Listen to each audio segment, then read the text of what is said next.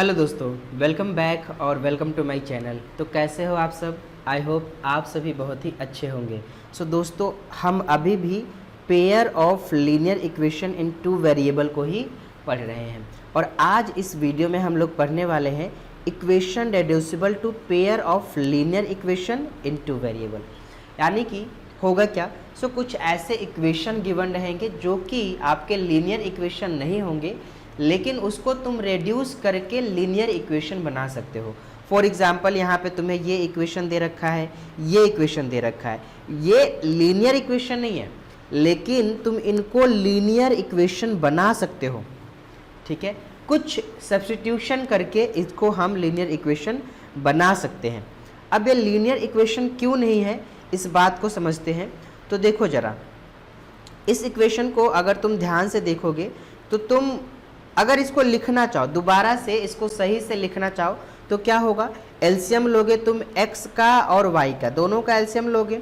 ठीक है, तो दोनों का जब एलसीएम लोगे तो क्या हो जाएगा? ये हो जाएगा तुम्हारा x और y एलसीएम आ जाएगा। ठीक है, एलसीएम आ जाएगा x और y।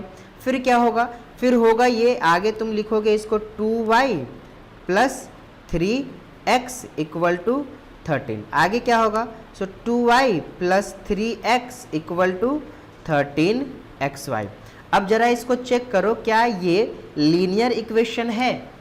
लीनियर इक्वेशन होने के लिए क्या चाहिए? हमें ये चाहिए होता है कि जो वेरिएबल होते हैं, वेरिएबल का पावर जो है वो कितना होना चाहिए? 1 होना चाहिए। यानी कि डिग्री कितना होना चाहिए? Degree should be 1। Degree should be 1। Variable का हाईएस्ट पावर क्या होना चाहिए? 1 होना चाहिए। या फिर आप यूँ कह लो कि डिग्री क्या होना चाहिए? 1 होना चाहिए।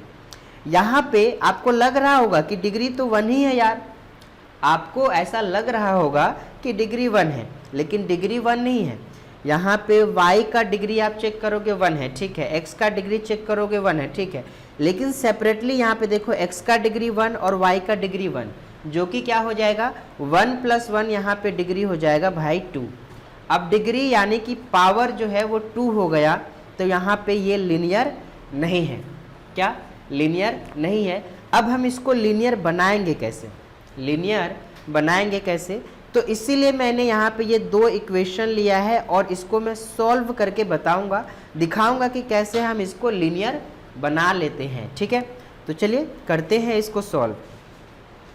तो सबसे पहले देखो, ये जो इक्वेशन लिखा हुआ है जो फर्स्ट नंबर का, इसमें क्या लिखा हुआ है?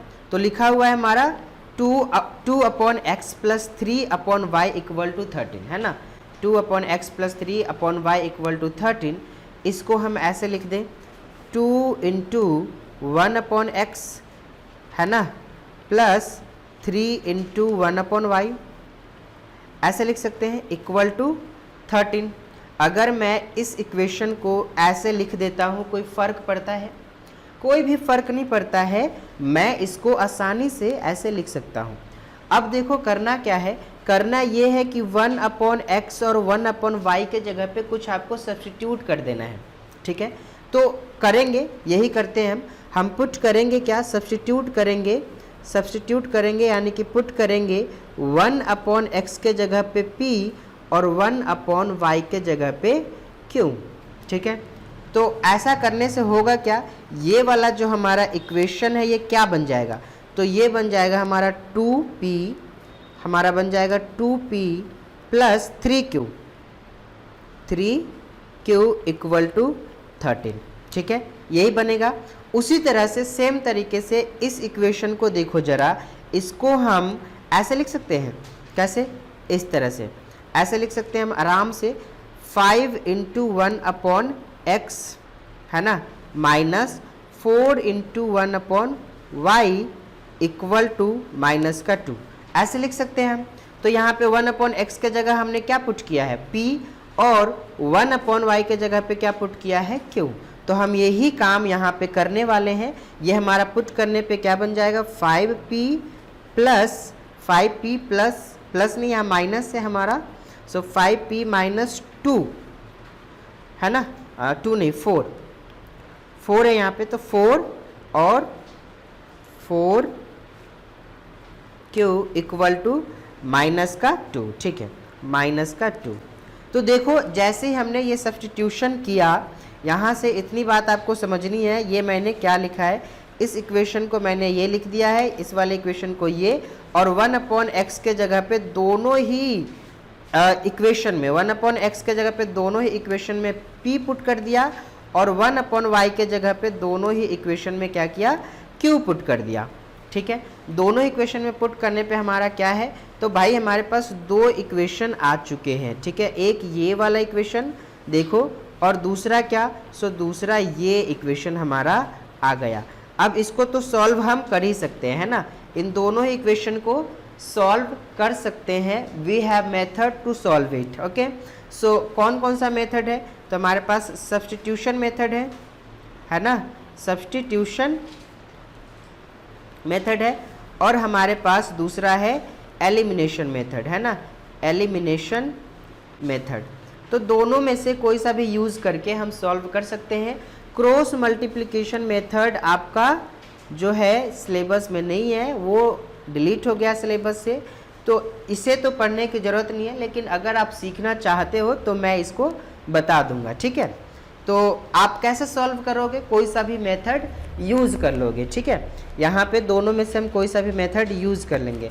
सो लेट्स सपोज कि मैं एलिमिनेशन मेथड को यूज़ करना चाहता हूँ, तो एलिमिनेशन मेथड के लिए जिस भी वेरिएबल को मैं रिमूव करना चाहता हूँ, उस वेरिएबल के कोफिशिएंट क्या होने चाहिए, सेम होने चाहिए। लेट्स सपोज कि मैं p को रिमूव करना चाहता हूँ, तो इनके कोफिशिएंट क्या होने चाहिए, सेम होने चाहिए, और यहाँ पे कोफिशिएंट तो सेम नहीं है ना, यहाँ पे 2 है, यहाँ 5 है, तो करूँगा क्या, तो कोफिशिएंट को सेम करने के लिए, कोफिशिएंट को सेम करने के लिए मैं 5 से मल्टीप्लाई कर दूंगा इस वाले इक्वेशन को, और 2 से मल्टीप्लाई कर दूंगा इस वाले इक्वेशन को। ठीक है, तो ऐसा करने से होगा क्या, जब 5 से हमने इस इक्वेशन को मल्टीप्लाई किया तो कितना हो जाएगा, ये हो जाएगा हमारा 10p प्लस 5 3 जा 15q इक्वल टू 13 5 जा 65, है ना। इस इक्वेशन को 5 से मल्टीप्लाई करने पे ये आ गया। ठीक है, अब दूसरा क्या, इसको हमें करना है इस वाले को 2 से, तो 2 से जब इस इक्वेशन को मल्टीप्लाई करोगे तो कितना आएगा, तो आ जाएगा ये तुम्हारा 10p। ठीक है, 10p minus 8q equal to minus का 4। अब सब्स्टिट्यूशन मेथड एलिमिनेशन मेथड है, तो सिंपली हम अब आगे क्या करेंगे, इनको सब्ट्रैक्ट करेंगे। सब्ट्रैक्ट करने से क्या होगा, यहाँ प्लस है, माइनस लगाओ, माइनस है, प्लस लगाओ, माइनस है, प्लस लगाओ। ठीक है, ये दोनों हो जाएंगे कैंसिल आउट, और ये प्लस 8q और प्लस 15q कितना हो जाएगा, 23q इक्वल टू ये प्लस हो जाएगा तो कितना हो गया, 69। ठीक है, ये 23q इक्वल टू 69 हो गया, तो यहाँ से q की वैल्यू कितना हो गया, 69/23। कैंसल आउट हो रहा है ये 3 बार में, 23 1 जा 23, 23 3 जा 69, सो q की वैल्यू आ गई 3। ठीक है, ये तुम्हारा q का वैल्यू आ गया निकल के। ठीक है, ये q का वैल्यू आ गया। अब क्या चाहिए, तो भैया अब चाहिए तुम्हें p का वैल्यू। तो p के वैल्यू को निकालने के लिए इसको सिंपली सब्स्टिट्यूट कर दो इसमें, या फिर इसमें सब्स्टिट्यूट कर दो। ठीक है, कहाँ पे, q के जगह पे सब्स्टिट्यूट करना है, तुम्हें ध्यान रखना इस बात को। ठीक है, तो जब सब्स्टिट्यूट करेंगे तो कितना होगा, तो ये हमारा हो जाएगा, ये सब्स्टिट्यूट करने पे हो जाएगा कितना, सो लेट्स सपोज मैं इसको यहाँ पे 3 के जगह, यहाँ p के जगह पे सब्स्टिट्यूट करता हूँ, तो ये हो जाएगा हमारा 2 × 3 जो कि 6 हो जाएगा, प्लस, अच्छा एक मिनट, q के जगह पे करना है तो 2p रहेगा, और यहाँ पे मैं सब्स्टिट्यूट करूँगा तो ये कितना हो जाएगा, 2p प्लस 3 × 3 इक्वल टू 13। इसको सॉल्व करोगे तो कितना हो जाएगा, 2p equal to 13 minus 9, so 2p की वैल्यू कितना हो जाएगा, 2p की वैल्यू आ जाएगा 4, तो p की वैल्यू कितना आ जाएगा, 4/2 जो कि हो जाएगा 2, सो p की वैल्यू आ गया 2। ठीक है, तो इस तरह से सॉल्व करेंगे तो p का वैल्यू कितना आ जाएगा, 2 आ जाएगा। ठीक है, अब p वैल्यू आ गया हमारा 2। ठीक, p की वैल्यू आ गया 2 और q की वैल्यू आ गया 3। क्या क्वेश्चन सॉल्व हो गया, क्वेश्चन सॉल्व हो गया, नहीं मेरे भाई क्वेश्चन सॉल्व नहीं हुआ। क्यों नहीं हुआ, क्योंकि तुमने यहाँ पे 1/x को p माना है और 1/y को q माना है। तो होगा क्या, होगा ये कि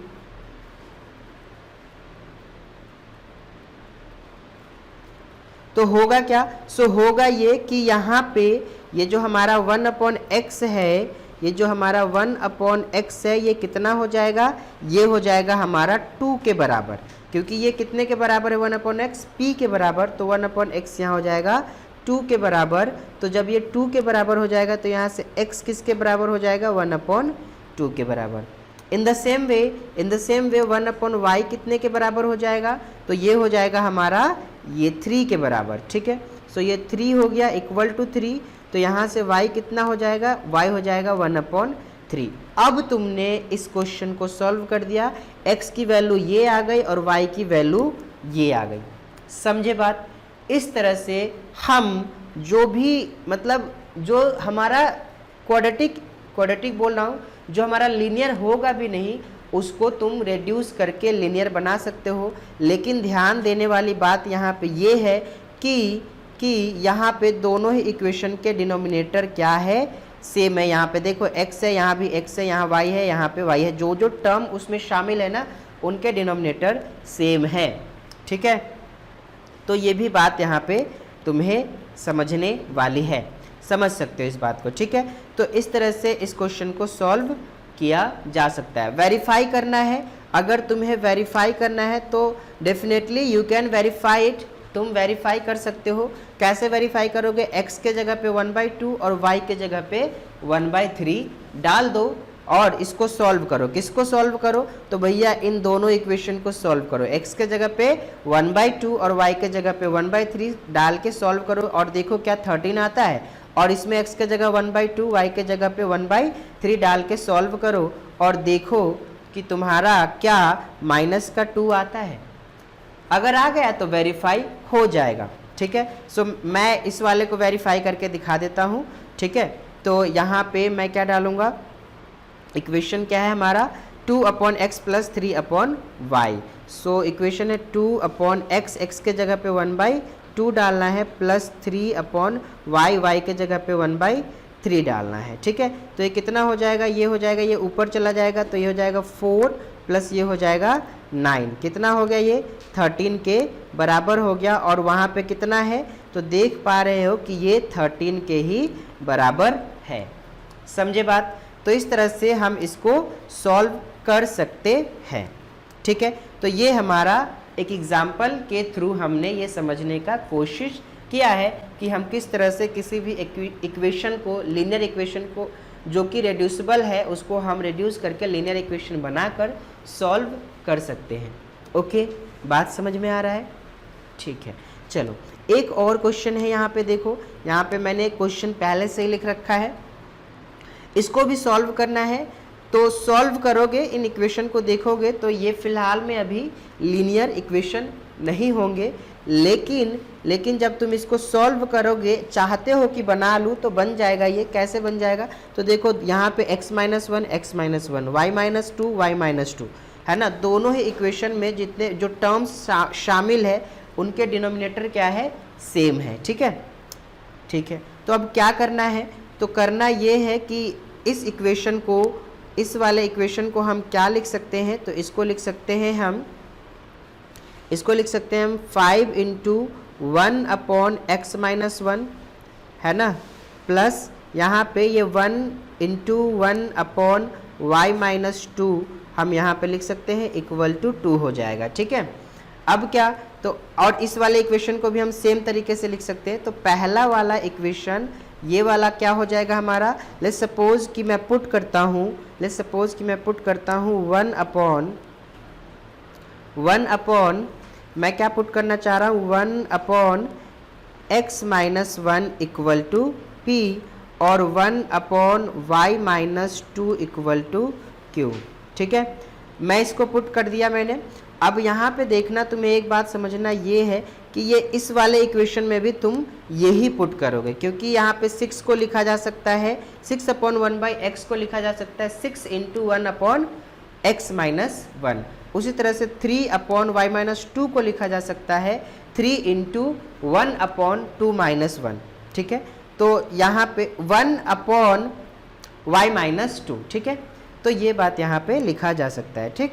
तो जब इसको तुम पुट करोगे तो पहला वाला इक्वेशन क्या बन जाएगा, ये वाला इक्वेशन तुम्हारा जो है ये क्या बन जाएगा, तो ये बन जाएगा तुम्हारा 5p + q = 2। और इसमें जब पुट करोगे, इसको जब पुट करोगे तो ये क्या बन जाएगा, तो ये बन जाएगा तुम्हारा 6p - 3q = 1, है कि नहीं। इसमें जब तुमने 1 यहाँ पे 1/x-1 के जगह पे p पुट किया तो यहाँ पे ये 6p हो जाएगा, और 1/y-2 के जगह पे q पुट किया तो यहाँ पे क्या हो जाएगा, अच्छा यहाँ पे 3 है, हाँ, सो 3q हो गया = 1। बात समझ में आ रही है, इतनी बात क्लियर होगी। अब आगे क्या, यहाँ पे 2 इक्वेशन तुम्हारा बन गया है, इन दोनों इक्वेशन को तुम्हें सॉल्व करना है। Now you can easily solve it, आप आराम से इसको सॉल्व कर सकते हो। कैसे सॉल्व करोगे, तो आता है तुम्हें सॉल्व करना, ठीक है। तुम कोई सा भी मेथड यूज़ कर सकते हो, क्या, एनी मेथड आप यूज़ कर सकते हो, डिपेंड करता है तुम पे, ठीक है।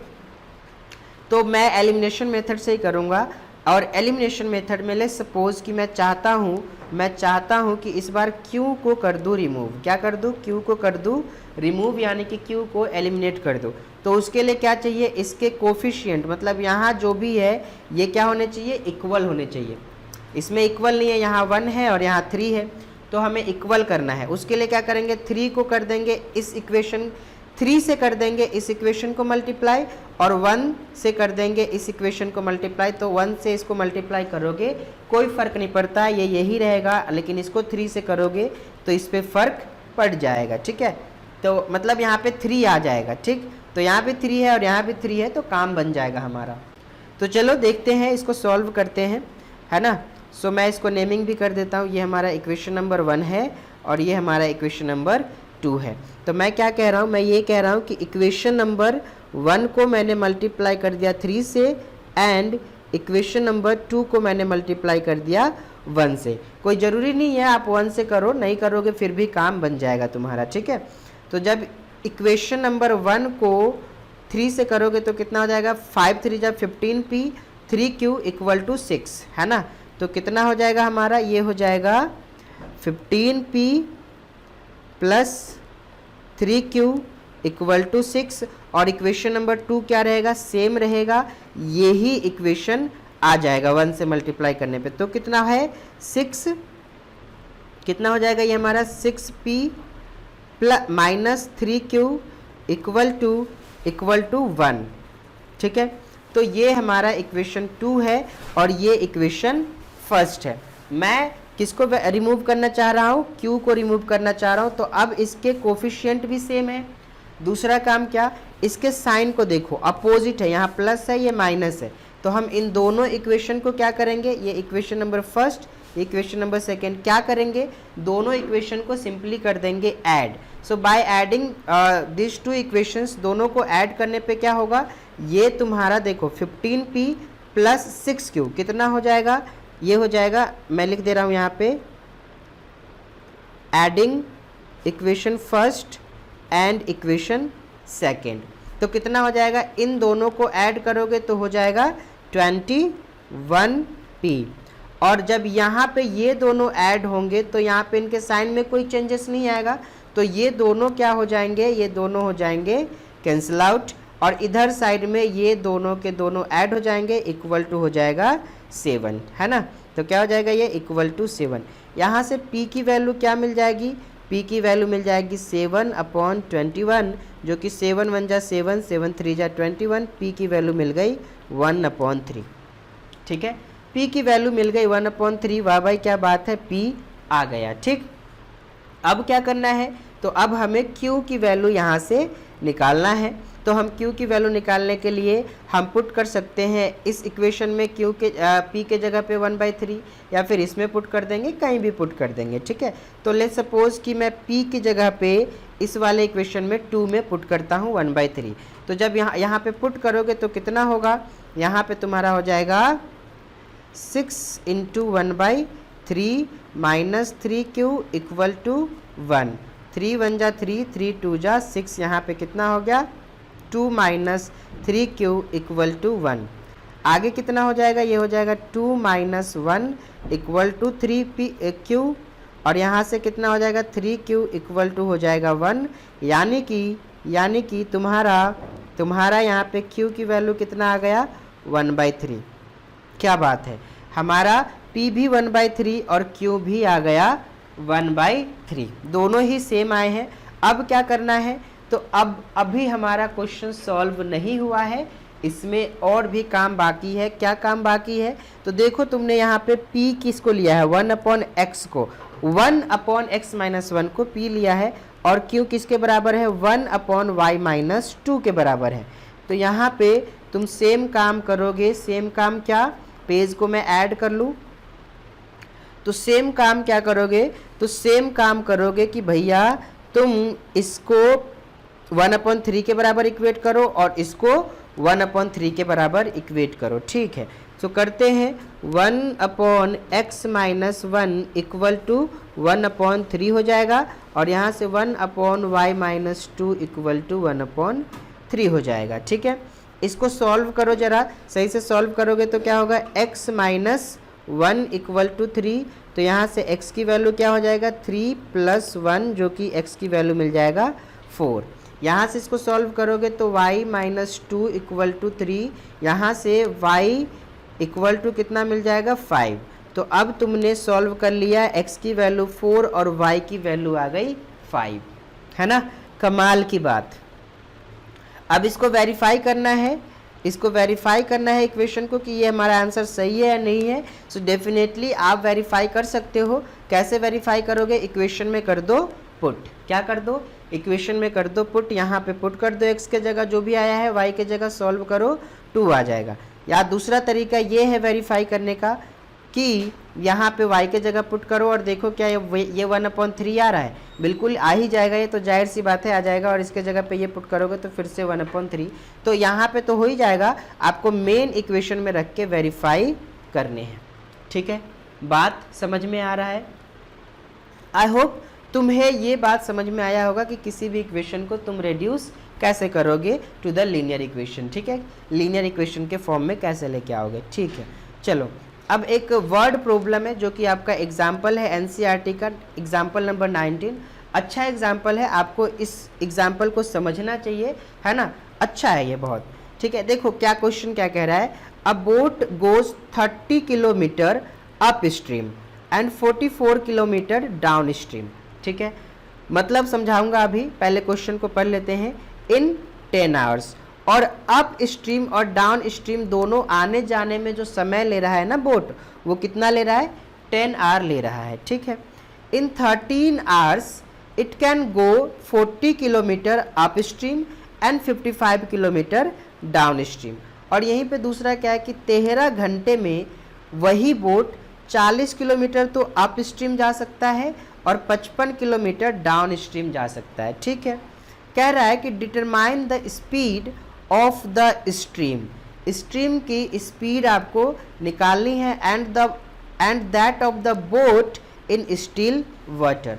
अब मतलब क्या है कि देखो नाव जो है चल रहा है पानी में, नाव पानी में चल रहा है, और होता क्या है वो 30 किलोमीटर जाता है अप स्ट्रीम।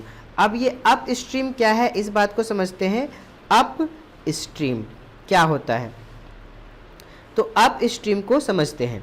देखो क्या होता है अप स्ट्रीम, लेट्स सपोज कि ये है तुम्हारा नदी। ठीक है, ये है तुम्हारा नदी, इसमें जो है नाव चल रहा है। ठीक है, अब नाव जैसा भी हो, मुझे तो ड्राइंग आती नहीं है, तो नाव ऐसा है। ठीक है, तुम्हारा ये नाव चल रहा है। ठीक, इसमें अब अप स्ट्रीम का क्या मतलब है, इस अप स्ट्रीम का मतलब क्या है, तो देखो मान लेते हैं इसमें एक दो चीज़ होगा। एक होगा स्ट्रीम की डायरेक्शन, स्ट्रीम की डायरेक्शन मतलब किस डायरेक्शन में जो है पानी फ्लो कर रहा है। ठीक है, उसे हम स्ट्रीम की डायरेक्शन कहेंगे, समझे बात। और एक होगा बोट के स्पीड की डायरेक्शन, मतलब कि बोट किस डायरेक्शन में जा रहा है। ठीक है, ये भी होगा। तो अप स्ट्रीम का मतलब क्या है यहाँ पे, तो मानो कि जो स्ट्रीम की डायरेक्शन है वो ये वाला है। ठीक है, ये क्या है, ये तुम्हारा स्ट्रीम की डायरेक्शन है, ये डायरेक्शन ऑफ स्ट्रीम है ना। मतलब कि जो पानी जो वाटर फ्लो कर रहा है उसका डायरेक्शन क्या है, ये है। और अगर बोट की डायरेक्शन जो है, बोट ट्रैवल करने की डायरेक्शन ये हो गया, यानी कि स्ट्रीम के डायरेक्शन के अपोजिट, तो तुम कहोगे कि वो क्या है, अप स्ट्रीम है। ठीक है, क्या है, अप स्ट्रीम है। चलो ठीक है। और दूसरा कंडीशन क्या है, डाउन स्ट्रीम। ठीक है, दूसरा क्या है, down stream. Down stream, so down stream तुम समझ गए होगे। अब डाउन स्ट्रीम का क्या मतलब है, तो डाउन स्ट्रीम में सिंपल है, अगर ये तुम्हारा स्ट्रीम का डायरेक्शन है तो इसी डायरेक्शन में क्या होगा, बोट के तैरने का भी डायरेक्शन होगा। ठीक है, तो ये डाउन स्ट्रीम हो जाएगा। अब दोनों में फ़र्क क्या होता है, दोनों में फ़र्क ये होता है कि जो भी स्पीड जो होती है बोट की, है ना, और स्ट्रीम की, वो अगर अप स्ट्रीम में है तो बोट का जो नेट स्पीड होगा ना, बोट का जो नेट स्पीड होगा उसमें से हम वो कैसे निकालेंगे, तो बोट के स्पीड में से इसके स्पीड को माइनस कर देंगे, है ना, स्ट्रीम के स्पीड को, तो हमारा बोट का नेट स्पीड निकल के आ जाएगा।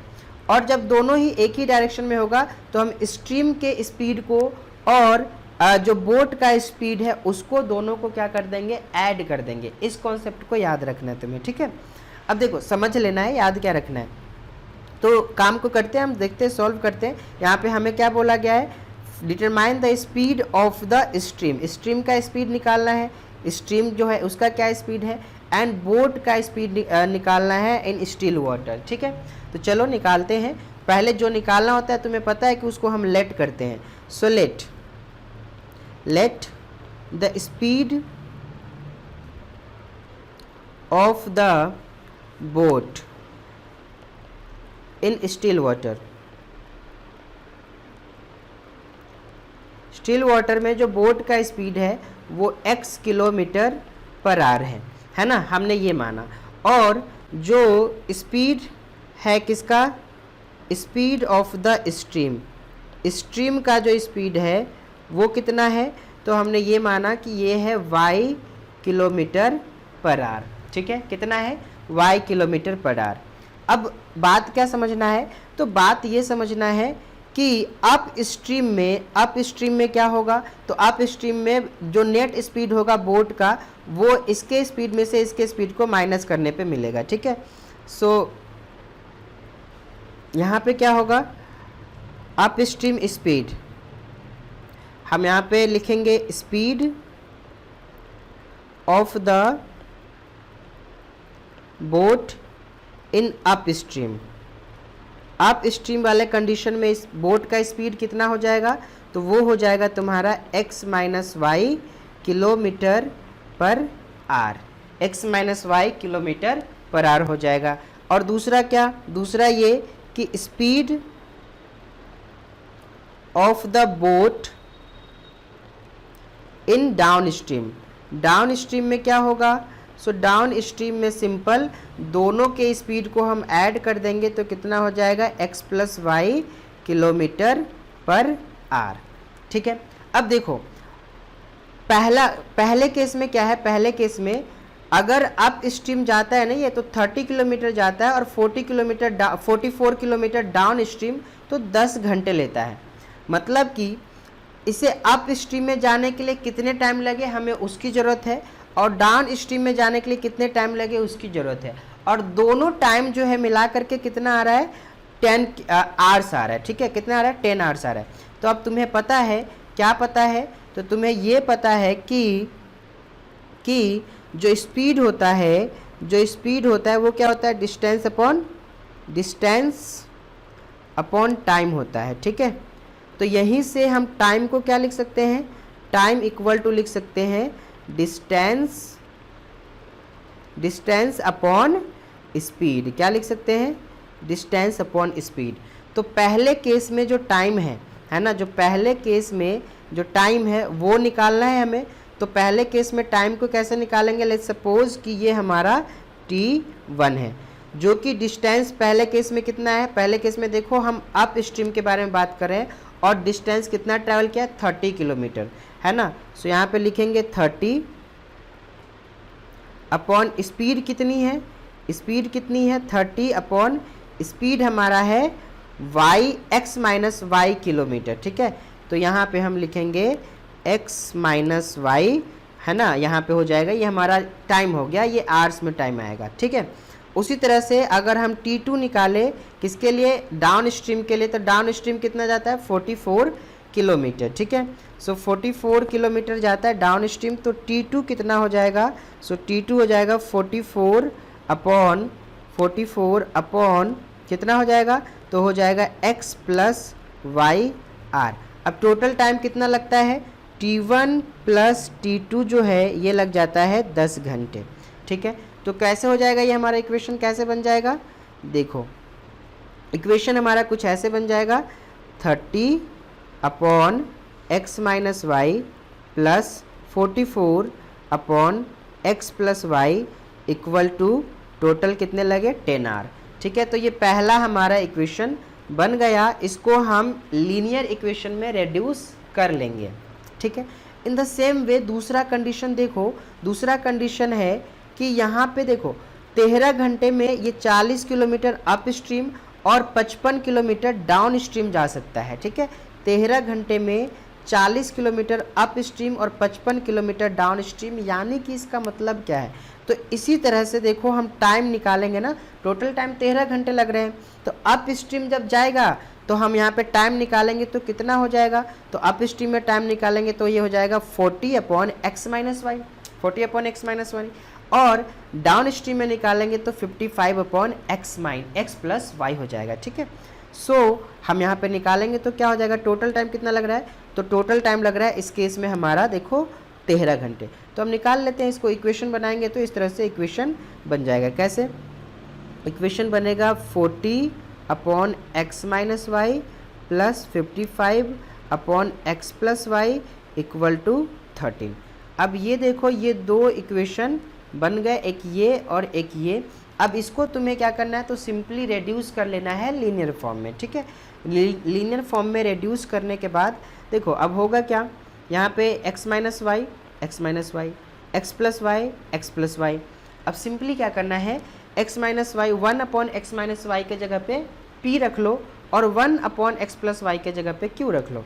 तो यहाँ पे जब इस इक्वेशन को जब तुम रेड्यूस करोगे तो कितना हो जाएगा, तो ये तुम्हारा हो जाएगा 30, ठीक है। कितना हो जाएगा 30p, ये वाला equation 30p plus 44q, 30p, ठीक है, 30p plus 44q equal to 10, और दूसरा क्या, दूसरा हो जाएगा 40p plus 55q equal to 13 हो गया। ये दो इक्वेशन हो गए, ये इक्वेशन नंबर फर्स्ट, ये इक्वेशन नंबर सेकंड, या यूँ कह लो फर्स्ट डैश और सेकंड डैश, ठीक है। अब इसको सॉल्व करना है तो एलिमिनेशन मेथड से सॉल्व करते हैं। उसके लिए क्या चाहिए, तो उसके लिए चाहिए जिस भी वेरिएबल को रिमूव करना चाहते हैं उसके कोफिशिएंट सेम होने चाहिए। तो बना लो कोफिशिएंट सेम, कैसे बनाओगे, यहाँ पे देखो मान लो कि मैं यहाँ पे p को रिमूव करना चाहता हूँ, तो इसके कोफिशिएंट 30 है और यहाँ 40 है। अब देखो यहाँ पे इसको 40 से मल्टीप्लाई करना और इसको 30 से मल्टीप्लाई करना, बड़ा सा नंबर आ जाएगा। तो हम एक काम करेंगे, यहाँ पे इन दोनों का एलसीएम निकाल लेंगे। एलसीएम आराम से आ जाएगा, कितना आ जाएगा 30 और 40 का एलसीएम। तो 30 और 40 का एलसीएम जब निकालोगे तो इन दोनों का एलसीएम कितना आ जाएगा, इन दोनों का एलसीएम आ जाएगा 120, 120। अब इसको 120 बनाना है और इसको भी 120। तो 30 को 120 बनाने के लिए किससे मल्टीप्लाई करना होगा, तो मल्टीप्लाई कर दो इसको तुम 4 से, और 40 को 120 बनाने के लिए किससे मल्टीप्लाई करना होगा, तो मल्टीप्लाई करना होगा इसको 3 से, ठीक है। सो मल्टीप्लाई करके लिखोगे तो कितना हो जाएगा 120p प्लस 4 से इसको मल्टीप्लाई करेंगे, 4 4 जा 16, 4 7 जा 4 4 जा अगेन 16 प्लस 1 17 हो जाएगा। ये q इक्वल टू इसको करोगे तो ये 40, और यहाँ पे इसको मल्टीप्लाई करोगे 3 से तो ये भी कितना हो जाएगा 120p प्लस 5 3 जा 15, 5 3 जा 15 और 116 q इक्वल टू 13 3 जा 39, ठीक है। अब सिंपली क्या करना है, तो सिंपली अब इसको कर देना है सब्ट्रैक्ट, ठीक है। तो सब्ट्रैक्ट करने से होगा क्या, यहाँ पे क्या है, यहाँ पे साइन क्या है, प्लस का है, यहाँ पे साइन तुम लगा दो माइनस का, प्लस का साइन है, लगा दो तुम साइन किसका, माइनस का, ठीक है। यहाँ पे भी क्या है, प्लस का साइन है, लगा दो तुम साइन माइनस का। अब कितना हो जाएगा, यहाँ पे सॉल्व करोगे ये दोनों तो कट जाएगा, और ये कितना होगा, इसमें से इस वाले में से इसको माइनस करोगे तो कितना होगा, ये तुम्हारा हो जाएगा 1 1 क्यू इक्वल टू ये कितना हो जाएगा 1, यानी कि क्यू की वैल्यू कितना आ गया 1/11, ठीक है। क्यू की वैल्यू आ गया 1/11। इन द सेम वे अब हमें क्या करना है, तो हमें पी की वैल्यू निकालना है। सो पी की वैल्यू निकालने के लिए क्या करेंगे, सो पी की वैल्यू निकालने के लिए इस वाले को इसमें पुट कर देंगे या फिर इसमें पुट कर देंगे, यानी कि इक्वेशन नंबर 1 में पुट कर दो या फिर इसको 2 में पुट कर दो, क्यू के जगह पे 1/11, और जब तुम पुट करोगे तो आ जाएगा, ठीक है। अब P और Q निकल जाएगा, उसके बाद तुम्हें क्या करना है, तो तुम्हें करना ये है कि तुम्हें देखो तुमने लिया क्या है, तुमने लिया है 1/x minus y equal to p और 1/x plus y equal to q. अब जब P और Q निकल जाएगा, जैसे कि मैंने Q निकाला है, तो Q को हम यहाँ पे इसके जगह पे हम पुट करेंगे, क्या हो जाएगा ये 1/x plus y equal to 1/11। यहाँ पे ये मैं पुट करूँगा और उसके बाद यहाँ से x और y की फिर से वैल्यू निकालनी पड़ेगी सॉल्व करके, ठीक है। इन द सेम वे जो भी तुम्हारा यहाँ पे P आता है उसको पुट करोगे और सॉल्व करोगे, तो यहाँ से फिर एक तुम्हारा लीनियर इक्वेशन फॉर्म होगा जो कि पेयर में होगा, वहाँ से सॉल्व करके तुम्हारा x और y निकल जाएगा, ठीक है। सॉल्व करना, आगे प्रोसीड करके इसको सॉल्व करना, या फिर चलो मैं ही सॉल्व करके दिखाई देता हूँ, ठीक है। तो देखो यहाँ पे ये हमारा आ चुका है। अब हम क्या करेंगे, तो हम इसको पुट कर देते हैं इसमें, ठीक है। तो मैं पुट करता हूँ तो कितना हो जाएगा, तो यहाँ पे Q के जगह पे मुझे 1/11 पुट करना है, तो कितना हो जाएगा यहाँ पे 40p plus 55 into 1/11 equal to कितना हो जाएगा 13। मैंने 2 में पुट किया है, सो इक्वल टू हो जाएगा 13, ठीक है। ये 13 हो गया। आगे क्या, तो यहाँ पे देखो ये 11 1 जा 11, 11 5 जा 5 हो जाएगा, यहाँ से 40p प्लस 5 इक्वल टू 13 हो जाएगा। सो 40p इक्वल टू कितना हो जाएगा 13 minus 5, so 40p equal to कितना हो जाएगा 8। तो यहाँ से p की वैल्यू कितना आ गया 8/40, 8 1 जा 8, 8 5 जा 40, तो यहाँ से p की वैल्यू आ गया 1/5। अब p आ गया तुम्हारा 1/5 और q आ चुका है 1/11। तो हमें क्या करना है, सिंपली पुट करना है। क्या पुट करना है, कहाँ पुट करना है, तो हमें यहाँ पुट करना है 1/5 और यहाँ पुट करना है 1/11, यानी कि 1/x minus y equal to 1/5 और 1/x plus y equal to 1/11, यही है ना। देखो हाँ, यहाँ पे हमें पुट करना है, ये p के जगह पे 1/5 हमने पुट कर दिया, इसके जगह पे 1/11 हमने पुट कर दिया, ठीक है। तो ये आ गया, ठीक है, बात क्लियर है।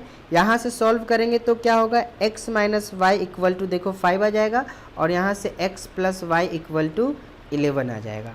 अब इन दोनों ही इक्वेशन को फिर से देखो, ये pair of linear equation form हो रहे हैं, तो इन दोनों को अब क्या करेंगे, सॉल्व कर लेंगे, ठीक है। दोनों को सॉल्व करो और x और y की वैल्यू निकाल लो। दोनों इक्वेशन में क्या करना है, हम आराम से सॉल्व कर सकते हैं। मैं दोनों ही इक्वेशन को ऐड कर देता हूँ, ठीक है। इसको और इसको मैं ऐड कर देता हूँ। देखो क्यों ऐड कर रहा हूँ, क्योंकि यहाँ पे y रिमूव हो जाएगा, एलिमिनेट हो जाएगा। दोनों में कोफिशिएंट 1 है और इनके पावर जो साइन है वो क्या है, अपोजिट है। तो ऐड करने पे ये कितना हो जाएगा, x और x 2x हो जाएगा। सो ये हो गया 2x इक्वल टू ये कितना हो जाएगा, सो 5 और 11 कितना हो गया, 5 और 11 हो गया तुम्हारा 16। तो x की वैल्यू कितना हो जाएगा, 16/2 कैंसिल आउट हो गया 8, तो x आ गया 8। अब जो है x क्या लिया था हमने, तो x हमने लिया है यहाँ पे x हमने क्या लिया है, speed of the boat in still water. तो बोट का स्पीड जो है, जो कि स्टिल वाटर में, वो कितना आ गया 8 किलोमीटर पर आवर, ठीक है, 8 किलोमीटर पर आवर। 1 घंटे में 8 किलोमीटर चला जाता है। उसी तरह से y को भी सॉल्व कर लेते हैं। तो y को हम पुट कर देते हैं लेट्स सपोज इक्वेशन नंबर 1 में ही। तो ये कितना आ जाएगा, ये आ जाएगा तुम्हारा 8 माइनस वाई इक्वल टू 5। तो यहाँ से हो जाएगा क्या, 8 माइनस 5 इक्वल टू वाई। तो y की वैल्यू कितनी आ जाएगी, 3 किलोमीटर पर आवर।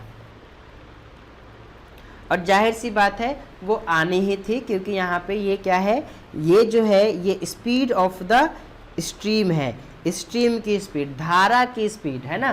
तो धारा की स्पीड कम ही आनी थी, तभी तो नाव उसमें आगे बढ़ पाएगा। नहीं तो धारा की स्पीड जैसे ही ज़्यादा हो जाएगी नाव की स्पीड से, तो नाव पीछे भागेगा या फिर नाव को जो है धारा अपने साथ लेकर जाएगा। मान लो यहाँ पे जो है ये इधर स्ट्रीम की स्पीड है बहुत ज़्यादा है, और इधर से नाव आ रहा है चल के, तो ये जो है इधर नाव जो है इधर थोड़ी जाएगा, ये तो पीछे ही भाग जाएगा, है ना। तो ये होगा धारा अपने साथ लेकर के, स्ट्रीम अपने साथ लेकर के चला जाएगा, इसीलिए यहाँ पे ये कम आया है। ठीक है, सो ये क्वेश्चन है, इंटरेस्टिंग क्वेश्चन है। आई होप आपको समझ में आया होगा ये एग्जाम्पल। ठीक है, आई होप आपको समझ में आया होगा। ठीक है, सो आज के वीडियो में बस इतना ही। आप सभी का थैंक यू, आप सभी को बहुत बहुत धन्यवाद आप सभी का वीडियो को पूरा देखने के लिए। अगर आपने अभी तक देखा है, और अगर आपने अभी तक देखा है तो वीडियो अगर आपको अच्छी लगी है सो प्लीज़ वीडियो को लाइक कर दीजिएगा और चैनल को सब्सक्राइब करके नोटिफिकेशन बेल को ऑन कर लीजिएगा। मिलूंगा आपसे नेक्स्ट वीडियो में, जिसमें हम एक्सरसाइज 3.6 है तो 3.6 के क्वेश्चन को सॉल्व करेंगे। ठीक है, सो 3.6 के क्वेश्चन को सॉल्व करेंगे हम नेक्स्ट वीडियो में। सो नेक्स्ट वीडियो को भी आप लोग ज़रूर देखिएगा। सो मिलते हैं आपसे नेक्स्ट वीडियो में, तब तक के लिए जय हिंद।